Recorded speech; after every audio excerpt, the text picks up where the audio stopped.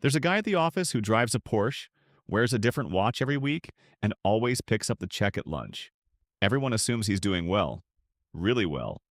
There's a woman at the gym who posts vacations in the Maldives, carries a designer bag, and talks about her investments at every opportunity. Her followers think she's built something serious.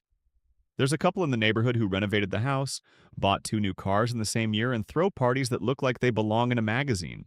The neighbors whisper they must be loaded. And then, quietly one day, the Porsche gets repossessed. The vacations were financed. The house is underwater. Studies on consumer behavior consistently show that between 60 and 70% of people who display high-status lifestyles carry little to no actual net worth behind them. The image is real. The wealth is not. This is what researchers call prosperity theater, the full-time performance of wealth without the financial foundation to back it up. And it's more than you think. More common than most performers would ever admit. By the end of this video, you won't just recognize prosperity theater when you see it. You'll be able to spot it in the first 5 minutes of a conversation and understand exactly why people stage it. Number 1. They spend on what's visible and cut on what's invisible. The first sign is the clearest one, and once you see it, you can't unsee it. The fake rich optimize entirely for the surface. They'll spend $3,000 on a coat and sleep on a mattress from 2009. They'll drive a leased luxury car and have $0 in a retirement account. They'll book a business class seat on a 2-hour flight and negotiate aggressively to avoid a $15 parking fee. Picture this. You're helping a friend move into their new apartment. The living room is immaculate. The sofa is from a luxury brand. The TV is the biggest one on the market. The art on the wall looks curated. Then you open the kitchen cabinets to put something away. Nearly empty. The fridge has condiments and delivery leftovers. That contrast is the tell. Genuinely wealthy people invest heavily in things that aren't photographable. Insurance, tax strategy, index funds, legal structures, long-term health. The things that protect and grow wealth quietly, invisibly, without generating a single like on Instagram. The fake rich invest in things that can be seen, admired, or posted. The psychological driver here is simple. Visible spending generates immediate social feedback. Invisible and generates none. Investing.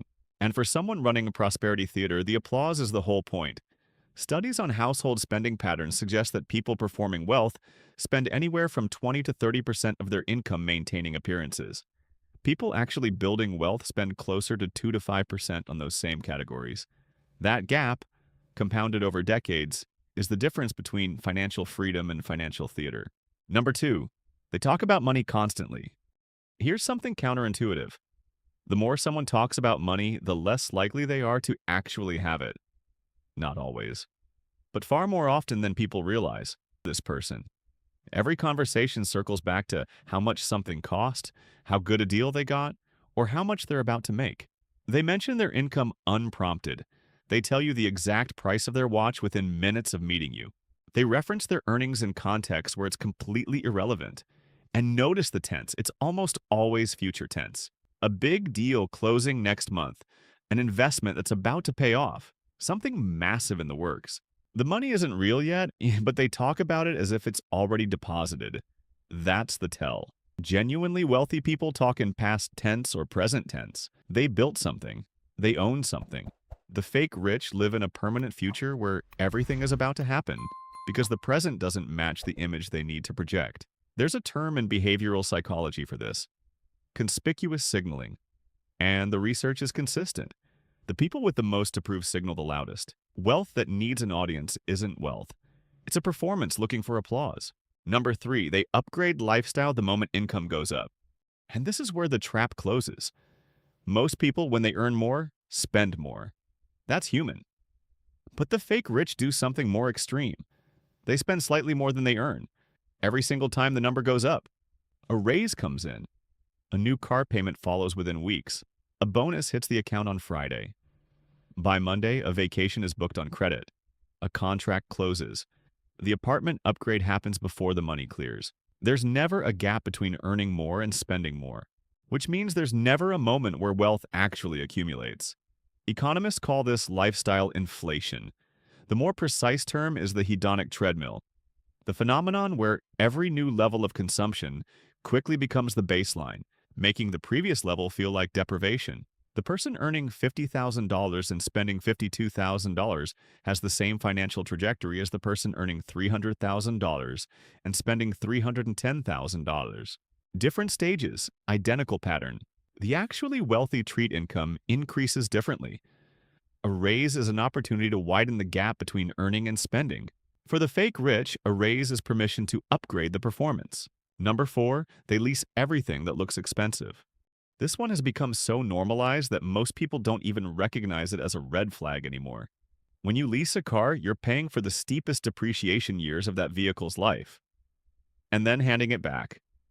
You build zero equity. You own nothing at the end.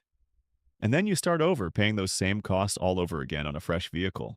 The cycle is elegant from the dealer's perspective. You get the badge on the hood, they get perpetual payments with no endpoint. The person driving the leased Audi looks exactly like the person who bought the Audi outright. From the outside, indistinguishable.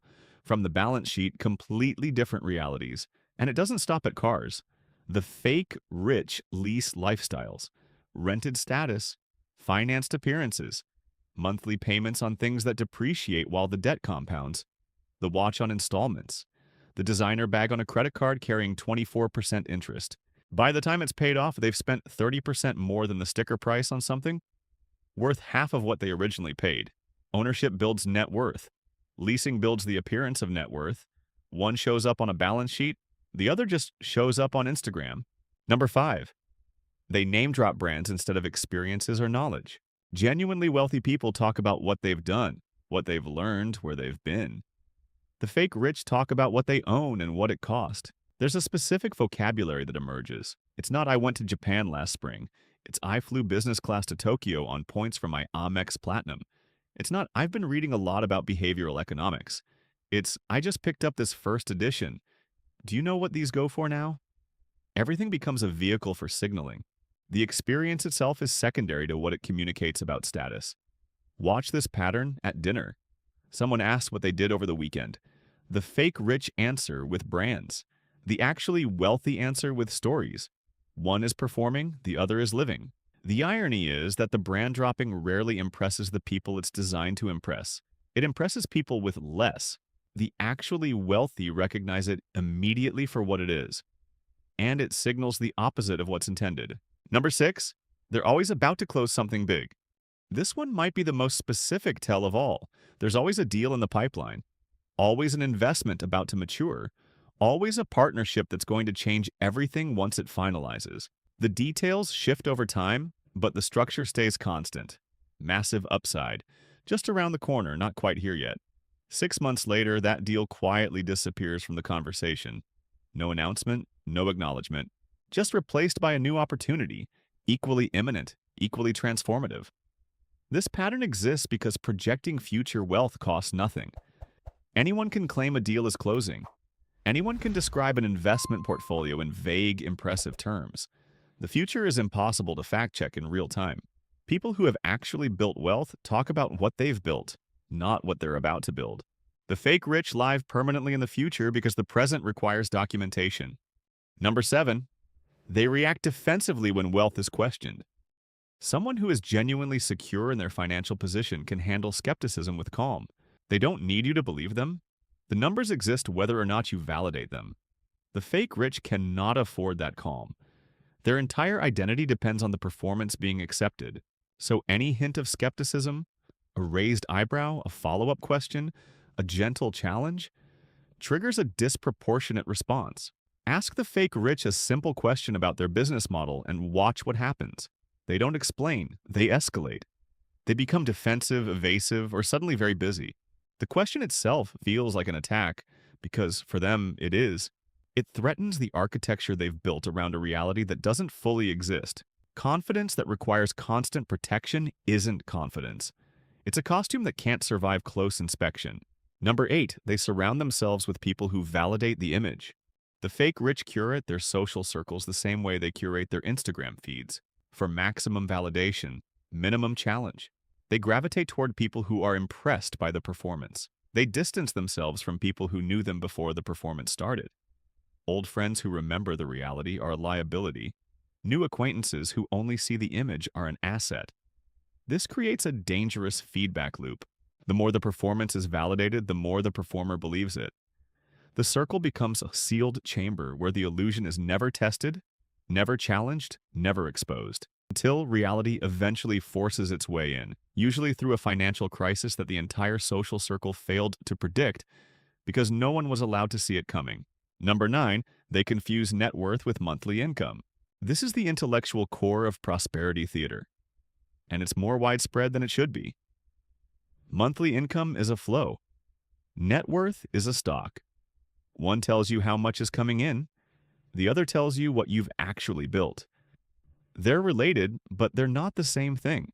A person earning $30,000 a year and saving 20% builds more real wealth over a decade than a person earning $200,000 and spending $210,000. The fake rich optimize for income because income is visible, quotable, brag-worthy. Net worth requires explanation. You can say, I make 6 figures at a party. You can't easily communicate, I have a diversified portfolio with a 15-year compound growth trajectory. So they chase the number that sounds impressive in conversation rather than the number that actually determines financial freedom. High income, high spending, low net worth. The appearance of wealth without the substance of it. Number 10, they're on the brink of collapse. This is the last sign, and in many ways the most human one. Underneath the performance, the fake rich carry a specific kind of anxiety that the truly wealthy don't. It's not the fear of losing money, it's the fear of being seen. The fear that the car gets repossessed in public, that the car declines at a restaurant, that someone does the math and asks questions they can't answer. That anxiety shapes everything. It's why they perform so loudly, because silence feels like exposure. It's why they react defensively to questions. It's why the circle stays carefully curated. Every element of prosperity theater is ultimately a defense mechanism against a moment of transparency they're not prepared to survive. One unexpected expense or a medical bill, a job loss, a market correction, and the entire structure reveals itself. Not because bad things happened, but because nothing real was built to absorb them. The truly wealthy can absorb shocks. The fake rich cannot, and on some level they know it every day. Real wealth whispers, fake wealth screams. That's not poetry. That's a structural truth about how money actually works. The people who've built something real don't need an audience. The people performing wealth need one desperately, because without the audience, there's nothing left. Here's the harder question, and it's worth sitting with. How many of these signs have you recognized in yourself? Not in someone you know, in you. Because prosperity theater doesn't require bad intentions. It only requires the very human desire to be seen as successful before success has actually arrived. There are 2 paths from here. One involves optimizing every financial decision for how it looks to others, and slowly bleeding the future to fund the present image. The other involves making decisions based entirely on what actually builds toward freedom. Quietly, invisibly, without an audience. One path gets louder every year, the other gets stronger. Build quietly.